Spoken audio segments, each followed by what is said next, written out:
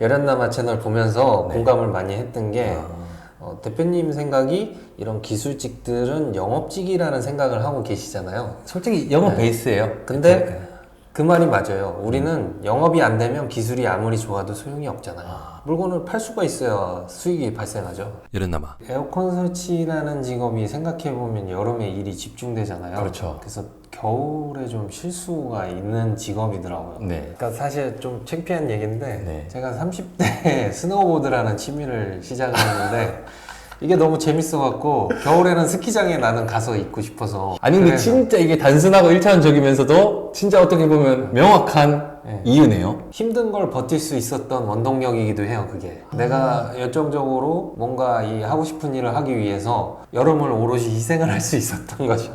제 입장에서는 야, 이거 여름만 일하고 뭐 이 정도 벌면은 돼. 그냥 겨울에 가자. 에어컨 설치는 그래도 기술직이니까 네네. 몇 개월 하고 다시 돌아왔을 때도 얼마든지 일을 시작하는 게 내가 할 수 있는 일이 정해지는 거잖아요. 네네.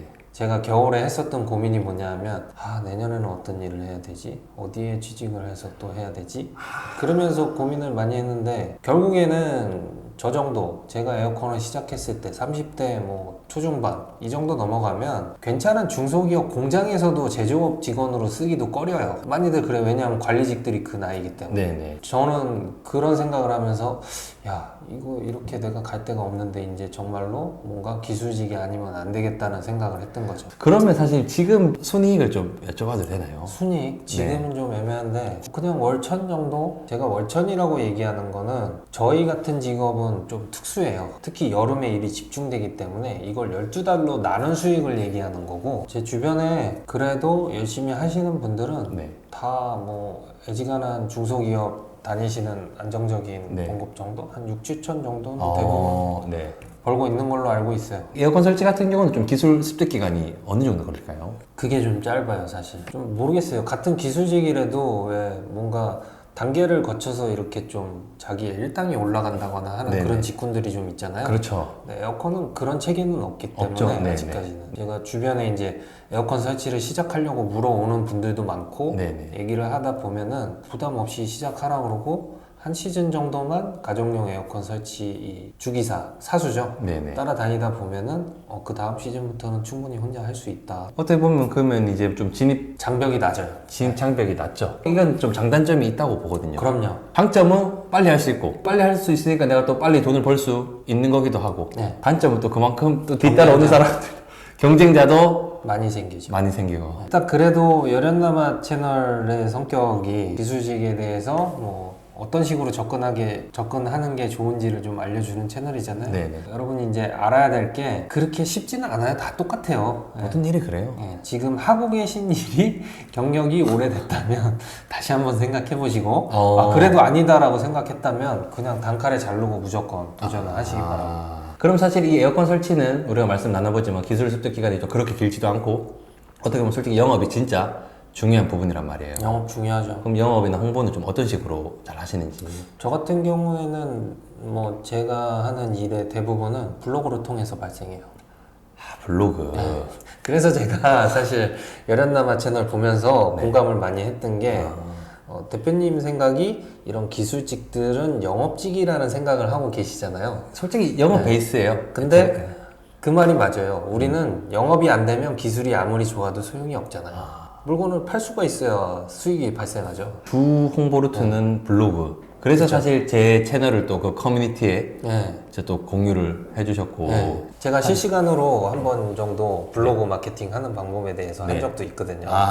근데 내가 할 내용들을 다 거기에 나와 있어서 그냥 보라고.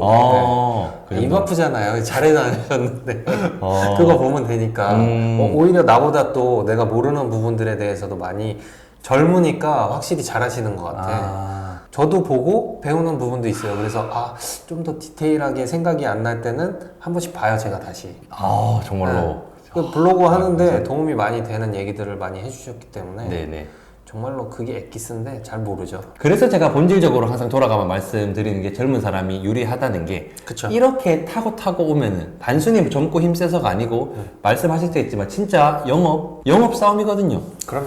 결국은. 근데 그거에 있어서 지금 블로그 마케팅 이런 게 너무 중요해졌고 당연히 40대 50대 분들도 잘하시는 분들이 계세요. 근데 동일선상에서 그냥 똑같은 능력치라고 생각했을 때 젊은 사람이 이 습득 능력이 빠를 수밖에 없거든요. 자, 아무래도 컴퓨터를 대하는 게 네. 벌써 저 정도 나이만 돼도 제가 못하는 것도 많잖아요. 귀찮아서 하기 싫고 더 알아보기 싫고 그런데 이제 블로그 정도는 사실은 50대, 60대까지도 할수 있어요. 얼마든지 노력만 하면 쉽게 할 맞아요. 수 있는 영업이기 때문에 말 그대로 제일 중요한 게 내가 작업하는 현장의 사진 이쁘게 잘 찍어서 내가 어떤 일을 어떤 식으로 하고 있는지를 고객한테 보여줘야 되잖아요. 네. 저는 보조기사한테 이걸 처음부터 교육을 시키거든요. 네.